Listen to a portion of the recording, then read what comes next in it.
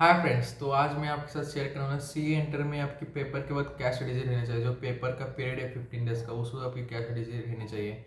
और अभी भी जो 10 to 12 डेज है पेपर के वजह, उस वक्त आपको किस तरीके से फोकस करना है, इसके बारे में मैं आपको बताना चाहूँगा।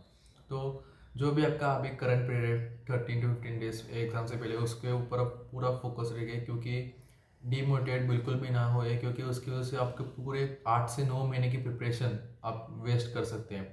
तो इट्स वेरी इंपॉर्टेंट कि जो भी आपके डेली के प्लान से, डेली के टारगेट से, उसको लिख के रखें, ताकि आप जब आपके पास एक डेली प्लान होता है, डेली टारगेट होता है, उसके ऊपर आप जब वो डेली चीज़ें करते हो तो आपका फोकस उस चीज़ पे रहता है, ना कि मैं पेपर में क्या करूँगा, ये क्या करूँगा, पैसा तो पेपर डिफिकल्ट है तो क्या होगा। इसके ऊपर आपका ध्यान कम जाता है, और अब जो डेली टारगेट है उसके ऊपर आपका फोकस रहता है, और आपका टाइम बहुत ही अच्छे से यूटिलाइज होता है। तो keep a proper plan for this 14 to 15 days and be efficient to complete that daily task every day. So उसके बाद आप काम रहिए इन 14-15 दिन में, ज़्यादा स्ट्रेस मत लीजिए, अच्छे से स्लीप भी ले लीजिए, क्योंकि ज़्यादा एग्जॉस्ट हो के तो एग्ज़ाम के वक्त आपको प्रॉब्लम आ सकती है। तो स्लीप भी प्रॉपर रखिए। इसके बाद हर एक सब्जेक्ट का पेपर पैटर्न देख लीजिए कैसा है। इस बार की जो MTP है, RTP है, उसको ऊपर देख लीजिए कि हर क्वेश्चन के अंदर सब क्वेश्चन कितने मार्क के आ रहे, कितने आ रहे। इससे आपको अपने जो 15 मिनट्स का रीडिंग टाइम है उसको आप बहुत अच्छे से यूटिलाइज कर पाएंगे, अगर आपको पेपर पैटर्न पहले से पता है। और जो MTP RTP में जो रिसेंट अमेंडमेंट अगर कोई है, उसके ऊपर के कोई क्वेश्चन बने, तो उसके ऊपर तो बहुत ही ज़्यादा आपको फोकस देना पड़ेगा, क्योंकि उससे डायरेक्ट क्वेश्चन आने के चांसेस बहुत ही हाई होते हैं। जो भी अमेंडमेंट्स आते हैं किसी भी, मोस्टली यहाँ पे टैक्सेशन में अमेंडमेंट्स या लॉ में अगर कोई हो, तो उसके ऊपर आपको अच्छे से फोकस रख के कीजिए, क्योंकि उससे डायरेक्ट क्वेश्चन ज़रूर बनेंगे एग्जाम में। इसके बाद जब भी आप पेपर, हर पेपर के लिए आपको स्टार्टिंग से एक अच्छी स्पीड रखना बहुत ही इंपॉर्टेंट है, ताकि आप पूरा का पूरा पेपर कवर कर पाए स्टार्टिंग से।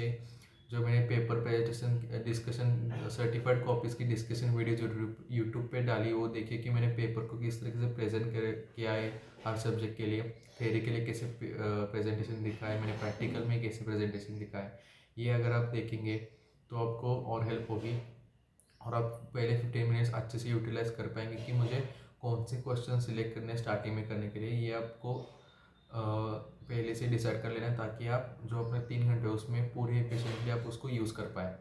इसके बाद अ, मैंने प्लेलिस्ट बना के रखी है सर्टिफाइड कॉपीज़ की, वो आप ज़रूर देखिए। और अगर आपको AR1 के सर्टिफाइड कॉपीज़ के एनालिसिस देखनी है, तो वो आपको CA वाला व PW चैनल पे मिल जाएगी। वहाँ पे जो फैकल्टीज़ है उन्होंने पूरा डिस्कशन किया हुआ पेपर के मैंने, उससे भी आपको बहुत सारी चीज़ें पता चल जाएगी। AR ऑल इंडिया रैंक की तरह आपको किस तरीके से पेपर प्रेजेंट करना है, वो आपको और हेल्प करेगा आपके पेपर प्रेजेंटेशन में। इसके बाद कौन सा भी पेपर आ जाए, कितना भी डिफिकल्ट क्वेश्चन आ जाए, उसमें से ऐसा बिल्कुल नहीं है कि आपको 0% है। आपको 20% आ जाएगा, 30% आ जाएगा, 50% आ जाएगा, जितना भी आता है वो सॉल्व कीजिए। वो पूरा का पूरा क्वेश्चन छोड़ के बिल्कुल भी मत आ जाना। कौन सा भी पेपर हो, कितना भी डिफिकल्ट हो, अगर आपने उसको हार मान लिया, कुछ नहीं लिखा, तो आप ये अपने 8-9 महीने की जो भी प्रिपरेशन है वो वेस्ट कर दोगे। हमारे यहाँ पे जो लॉ का पेपर, अकाउंट्स का पेपर मेन है, तो लॉ के पेपर में जो इंपॉर्टेंट सेक्शन होते हैं उस पर क्वेश्चन जो ज़्यादातर बनते थे, उससे छोड़कर अलग सेक्शन पे बने थे। अगर उस वक्त मैंने उम्मीद छोड़ दी होती, तो मेरे लॉ में 75 ना आते। तो मैंने उस वक्त, मुझे जितना आता था, जितना मतलब याद था लॉ के में, उतना मैं लिखता गया प्रॉपर फॉर्मेट में, जो भी प्रेजेंटेशन रिक्वायर्ड है ऐसे उस फॉर्मेट में लिखता गया, इसलिए मैंने 75 नहीं तो मुझे अराउंड 55 to 60 की एक्सपेक्टेशन थी मुझे, लेकिन 10 to 15 मार्क्स और मिले उसमें, क्योंकि मैंने हारा नहीं मानी। उस वक्त जो भी जितना आता है उतना आप लिख के जाइए। ऐसा बिल्कुल में नहीं, किसी भी क्वेश्चन में आपको ऐसा नहीं होगा कि आपको 0% आता है, कुछ ना कुछ तो आता होगा, वो कुछ ना कुछ लिख के आ जाए। मैंने हर पेपर में एक दो क्वेश्चन मुझे अच्छे से नहीं आते, जितना था मैंने उतना ला, उसके एक दो मार्क करके, वही 1-2 मार्क का पढ़कर, एक 4-5 मार्क हर पेपर का पढ़ा, तो उस 10-15 मार्क्स से मुझे ऑल इंडिया रैंक 49 आएगा। अगर मैंने उस वक्त एफर्ट नहीं डाला तो शायद मेरी ऑल इंडिया रैंक 49 नहीं आती, क्योंकि सिर्फ एक ही मार्क का डिफरेंस है 50 और 49 में। तो हर एक मार्क बहुत इंपॉर्टेंट है। वो एक मार्क आपको 299 से 300 तक ले सकता है, या ऑल इंडिया 50 या ऑल इंडिया 1 तक ले जा सकते हैं। तो हर एक मार्क के लिए पूरा एफर्ट दीजिए एग्जाम के टाइम। उस 3 घंटे में बिल्कुल भी आपको हार नहीं माननी है। आप अगर डटे रहोगे तो आप ज़रूर उसमें हर पेपर में अच्छे से स्कोर कर पाओगे। सो किसी भी क्वेश्चन को बिल्कुल भी मत छोड़ना।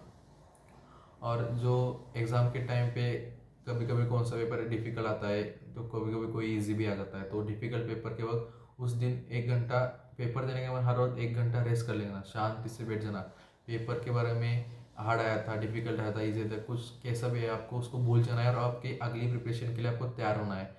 जो भी आपका 1.5 डे की स्ट्रेटेजी है वो पहले से लिख के रख लेना कि इस दिन में इस घंटे में ये करूँगा, अगले दिन में ये करूँगा, एग्ज़ाम के दिन के सुबह में ये चीज़ करूँगा। ये आप लिख के रख दोगे ना तो आपको डायरेक्ट एग्जीक्यूशन पे आ जाना बहुत ही आसान हो जाएगा। नहीं तो अगर उस दिन पे आके अगर प्लान करोगे क्या चीज़ कब करनी है तो बहुत ही मुश्किल में आ जाओगे। तो इट्स वेरी इंपॉर्टेंट जो भी चीज़ें आपकी है वो प्लान कर दीजिए, बिल्कुल भी हार मत मानिए इस 15 डेज़ की जर्नी में। एग्ज़ाम की 15 डेज़ की जो जर्नी है उसमें बिल्कुल भी हार नहीं माना, और अभी जो प्रिपरेशन करें उस पर कंटिन्यू रखिए। जो भी आपने फ्लो में हो उसको कंटिन्यू रखना।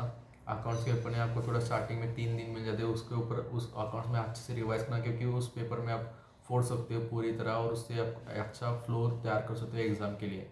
सो ये थी मेरे जो भी पेपर के लिए मैं आपको हेल्प कर सकता हूँ, वो सारी चीज़ें मैंने आपको बता दिया। अगर आपको कोई और चीज़ जाननी हो या कोई स्पेसिफिक डाउट हो तो कमेंट में ज़रूर बताइएगा। Thank you.